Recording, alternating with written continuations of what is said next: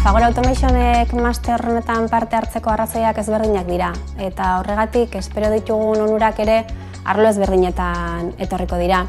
Nere lan eremu konkretuari begira adibidez, etorkizunerako prestatuak dauden profesionalak erakartzen lagunduko digu, eta horrek gaur egun pertsona berriak inkorporatzeko daukagun zailtasun kontekstua kontuan izan da guretzat balio handia dauka.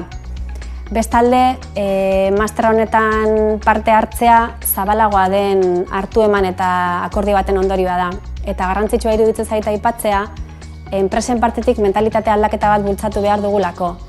Industria 4.0 gaiaren oinarrian, kolaborazioa, konektibitatea, integrazioa edo ikuspegi sistemikoa bezalako kontzeptuak daude. Eta Fagor Automationek gaur egungo enpresa batek munduan egoteko modua ez du kontzeptu horietatik kanpora ulertzen. Profesionalki Industria 4.0 inguruan lan egin nahi duen batentzat aparteko aukera dela esango nuke. Gure enpresari zuzen-zuzenean eragiten dion gaia da, eta beraz, prozesuaren garapenaren parte garrantzitsua izango da hasiera-hasieratik.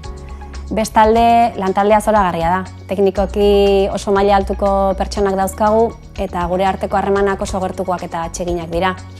Beraz, hitz gutxitan esan da, esango nuke profesionalki eta pertsonalki garatu egingo dela, eta gurekin lanean gozatu egingo duela.